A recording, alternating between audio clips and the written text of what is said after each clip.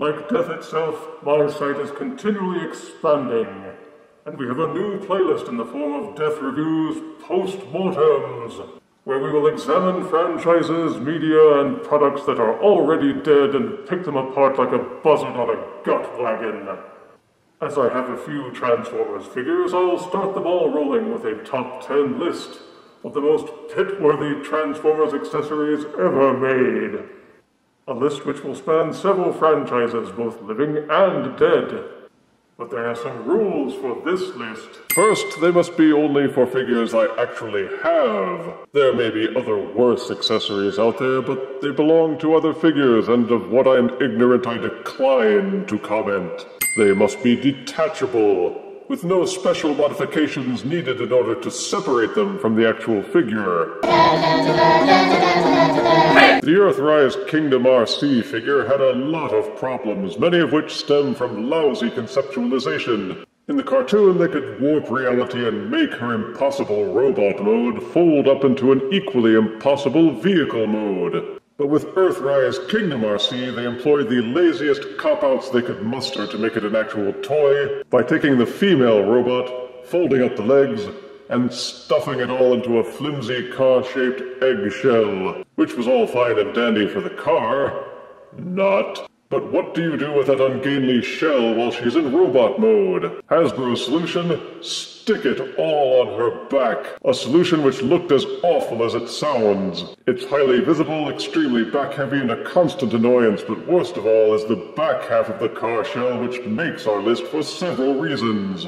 In car mode, it's too thin and brittle. The rest of the car depends on its presence to hide the robot parts, but outside of that, it depends on the user to ignore its obvious faults. In backpack mode, it's too large and it drags the whole figure backwards. Plus, they made it detachable, which is a quiet acknowledgement that the figure is better off without it. But Hasbro employed half of their backsides to set it up as a hoverboard for the robot figure to ride, which forces the most suspension of disbelief. Only as the rear half of the vehicle mode can you tolerate its existence. It's an insult as a hoverboard, a burden as a backpack, and a substandard caboose in alt mode. To the pit with you, RC's hoverboard.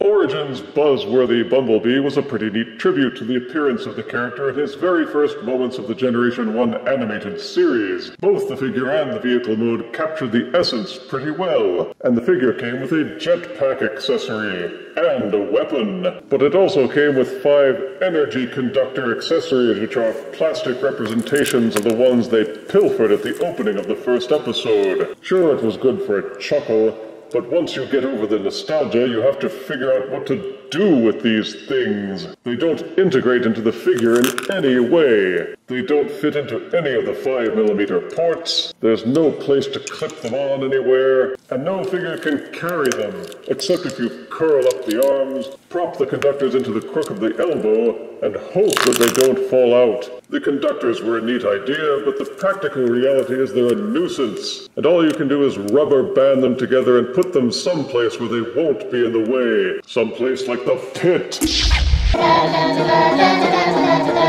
Legacy Blitzwing has a number of issues that we're supposed to simply ignore because it's inspired by Generation 1. It has a good robot mode, but 2 ill-designed alt modes that were lousy simply because the designers insisted on perpetuating mistakes from the past that were caused by the limits of 35-year-old engineering. The biggest insult was that they charged leader-class price for a very obviously Voyager-sized figure, and justified the higher price point simply because they tossed in these. Yes, Blitzwing's Energon gloves are the real reason why Blitzwing costs nearly 40% more than a Voyager. So you would expect them to be the best dang accessories on the face of the Earth, but they're not. Made of easily fractured transparent plastic with some purple paint splashed on here and there, the gloves seem more like cheap party favors that you'd find at a kid's birthday. For the jet mode, they're supposed to be turbo boosters, but they just look like robot hands sticking out of the back of the jet. For the tank mode, they're supposed to be missile batteries, but they don't attach or hold in firmly. They keep falling off, and they just don't look like they belong. For the robot mode, they're supposed to be Hulk hands,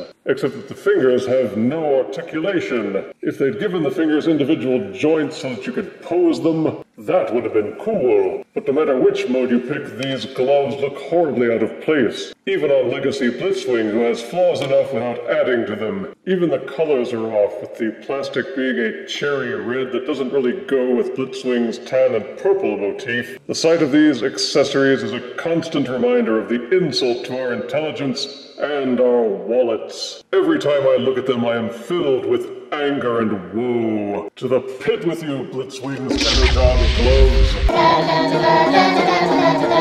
Siege Astro Train is perhaps one of the better remakes of modern times. The robot mode was good. The train and shuttle modes had their flaws, but were passably acceptable. But the Siege line began Hasbro's dubious practice of charging leader-class prices for Voyager-class figures, which simply came bundled with more accessories. Most of those accessories were hit or miss, and Siege Astro Train came with a definite miss in the form of his coal car accessory. Setting aside the fact that nobody really wanted to have the train mode dragging around a coal car, they made it integrate into the other modes as a base or a launch pad. And since the coal car is just a box, that's exactly what the base mode looks like, a box that's been unfolded. It has connecting teeth to link it up with other Siege or Earthrise figures, but what figure would want to be part of this mess? The way it's built, it doesn't even lie flat. And with wheels on the top and bottom, you're never sure which way is right side up. The two swiveling flaps on the side and the detachable skid plates don't make it any more useful. Best you can do is plug it onto a Titan figure's additional roadway space. Nobody would ever want to clutter up their caboose with this caboose. Ooh.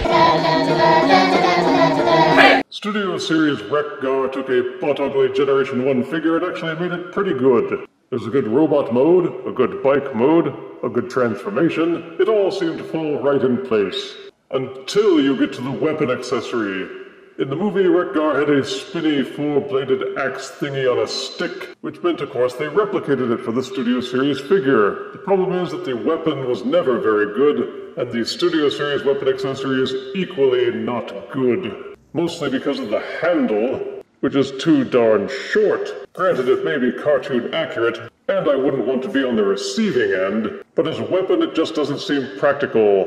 The spinning blades combined with the point-blank handle make this something that would probably be just as much of a hazard to the person wielding it. Adding another half-inch to the handle would have done wonders for it. But as is, the pinwheel axe just looks too stubby in robot mode, and doesn't store convincingly in vehicle mode. Boo hiss. Transformers Animated was a great show. It was fun, it had a fresh take on the characters while still tapping into our Generation 1 nostalgia. That included bringing in the Dinobots, and while they didn't bring in the full team, they did have Swoop. As with many things in TFA, the Swoop figure had its ups and downs, and the downs came mainly in the form of his weapon accessory, a big spiky flail. Grimlock had a big fiery sword.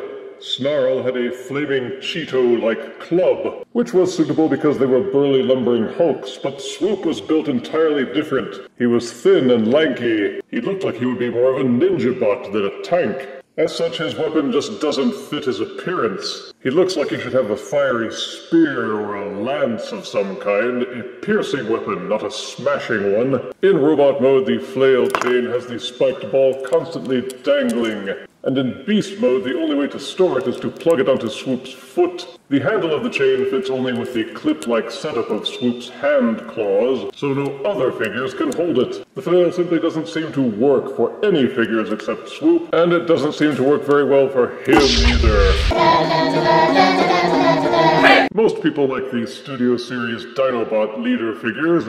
They're big, they have great transformations, great robot modes, and great alt modes. They even have some good weapon accessories, but Grimlock and Slag, or Slug, each came with something else. These horrible mini-figures.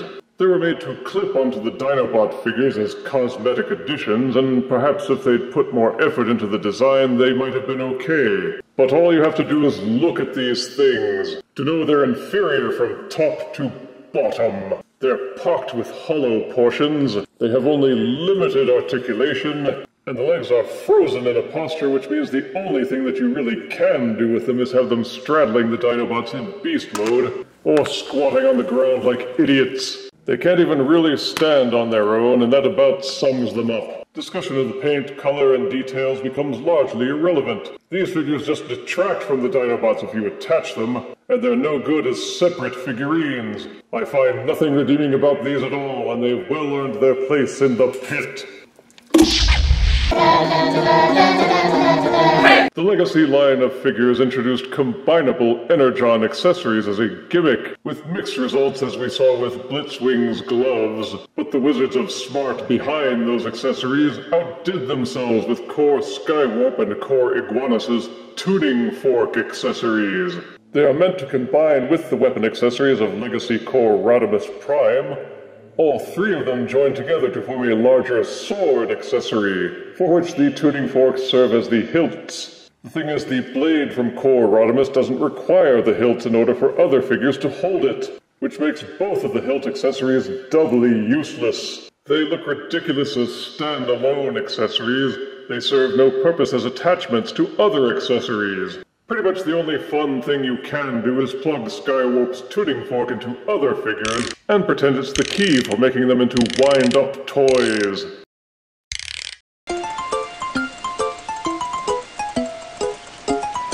Bah!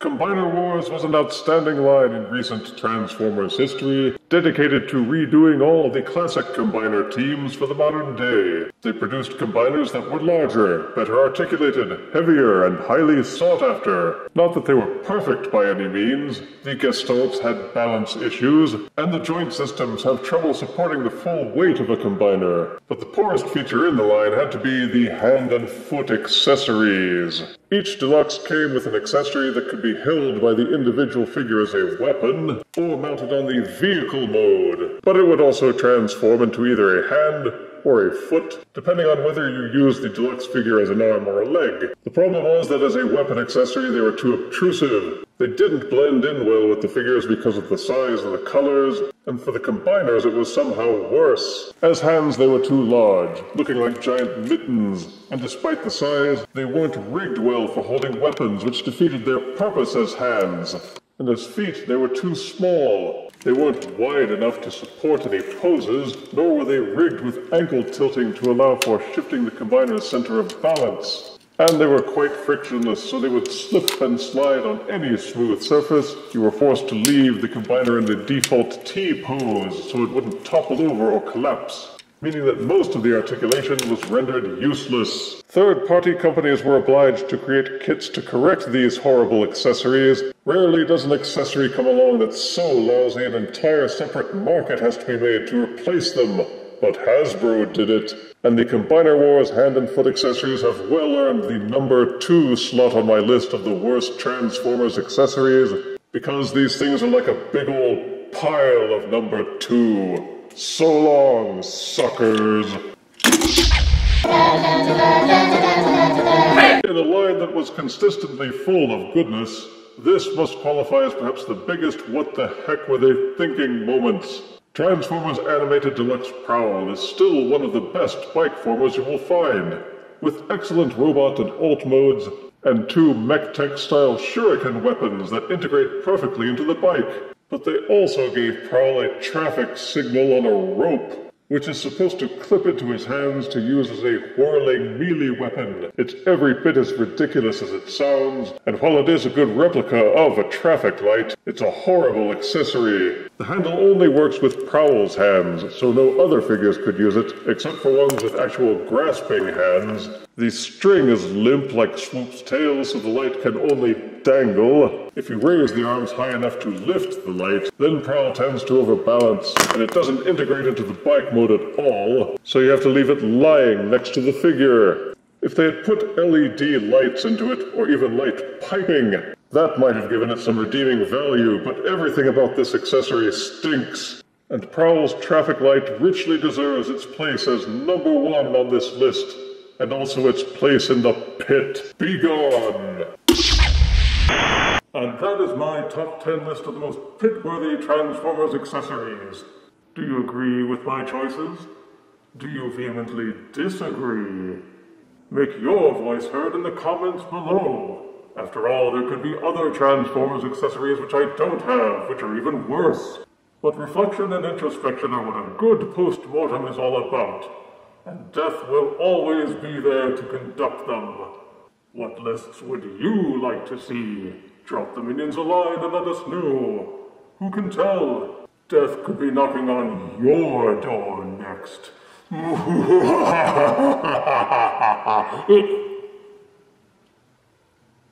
Sorry. Here's to you and your huge mistakes. You're humiliated, hollowed out, and exhausted. You were in the ring fighting the fight and you lost it. This isn't your time, this wasn't for you. At least you did everything you could do. You're a loser but a dreamer. You're tired but you're strong. You're going on no evidence. You don't listen to common sense. You went all in and you were wrong. You are such a loser, good for you. It's something that a lot of people can't do. Trying is hard, that's why people don't do it. Losing is hard, they can't make it through it. But not you. You are such a loser. You are such a loser. Here's to you, 'cause you deserve a cheering section too.